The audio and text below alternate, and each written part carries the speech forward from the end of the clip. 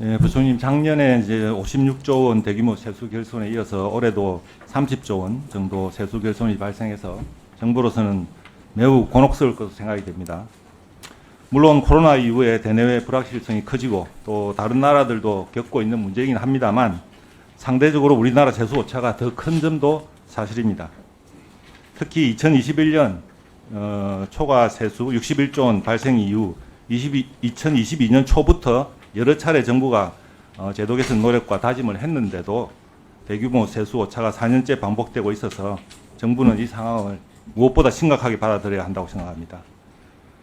이번 보고하면서 새로운 추계 모형도 개발하시고 추계 과정에서 보다 열린 자세로 참여자나 자료를 공유하겠다고 대폭 확대하겠다고 보고했는데 이 부분에 대한 부총리 의지는 제가 매우 높은 것으로 알고 있습니다만 기재부에 대한 국민들의 신뢰 조고를 위해서라도 보다 진앙적인 그런 자세와 접근이 필요해 보입니다.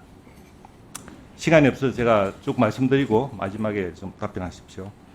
다음으로 이제 세수 결손 30조 원을 어떻게 대처할 거냐 하는 문제에 대해서 또 이제 민주당 의원님들께서 추경 편성 문제를 이제 말씀을 하셨는데 지난번 결산 심의에서는 뭐 여러 차례 저희들이 토론을 했습니다만 세수 결손에 대해서 추경을 편성하기에는 여러 가지 추경 편성 사유에 부합하는지에 대한 법적인 문제가 있고요. 또 시기적으로도 내년도 예산이 편성해서 제출되어 있는 상태입니다. 아시는 것처럼 이번에야 겨우 이제 세수 제출기가 9월 이후에 가능했기 때문에 시기적으로 또 사실상 추경을 편성한다 그래도 현실적으로 불가능하다 이렇게 저는 생각합니다. 그리고 무엇보다 세수 보전 대책은 기본적으로 행정부가 집행 과정에서 대응하는 행정부 영역이라고 생각합니다. 물론 세입 연도 중에도 세입 상황에 따라서 계속 지출을 조정해야 되고 예를 들어서 연도 말에도 12월 30일, 31일 그러니까 세입 마감하는 최종 2영업일에 들어오는 세수가 작게는 4조에서 8조입니다. 4조가 들어올 수도 있고 8조가 들어올 수도 있습니다. 연도 말에는 수억 원도 굉장히 큰 돈인데 수조 원이 차질이 발생할 수 있기 때문에 정부는 어떻게든 연도 중에 대책을 그리고 연도 말에 대책을 강구할 수밖에 없습니다. 그래서 기본적으로 국가재정법 정신도 그렇습니다.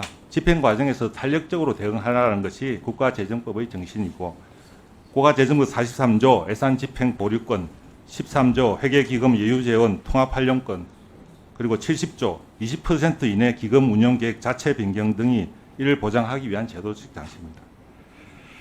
그런 측면에서 정부가 결자 해지 심정으로 추가 국채 발행 없이 행정부에서 책임지고 자체 대응하겠다는 것에 대해서 왜 추경을 편성해서 국회에 가져오지 않느냐고 질책할 것은 아니라고 저는 생각합니다.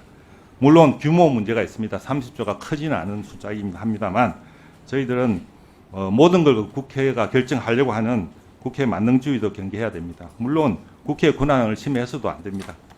그렇지만 행정부가 국회에서 승인해 준 예산 범위 내에서 추가 국채 발행 없이 할 수 있다고 하는 것에 대해서는 전체적인 국가 운영, 국가 재정 운영의 효율성 측면에서 행정부의 자율과 재량도 존중해 줘야 된다고 생각합니다.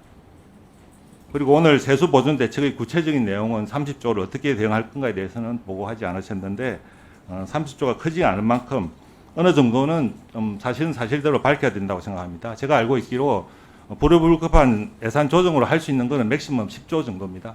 그러니까 나머지 20조에 대해서는 특단의 조치가 필요한 거고 물론 국회에서 여러 가지 일반회계 국채이자 지급 유예라든지 교부세 교부금을 조정하는 것에 대해서는 여러 가지 말씀을 주셔서 논란이 있습니다만 어느 정도 이 부분은 그렇지 않으면 여러 가지 예산상의 국민 경제의 생사를 도려내야 되기 때문에 최대한 국민 경제에 미치는 민생이나 실무 경제에 미치는 영향을 최소화하기 위해서는 이 부분에 대해서는 어느 정도 조정이 불가피하다고 저는 개인적으로 생각합니다.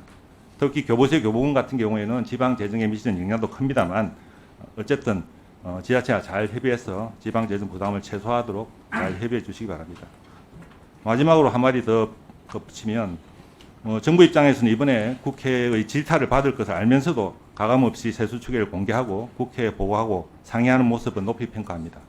앞으로 관계부처 간 긴밀하게 협의해서 최선의 대책을 마련해서 주시기 바라며 필요하면 추진 경과를 별도로 보고해 주시기 바랍니다. 잘하겠습니다. 예, 수고하셨습니다. 손든 순서에 따라서 제가 기억나는 대로 하겠습니다. 신영대 의원님 하시고 차규근 의원님 하시고 박성원 의원님 하시고 몇 개 손 들었죠? 처음에 안 들었잖아.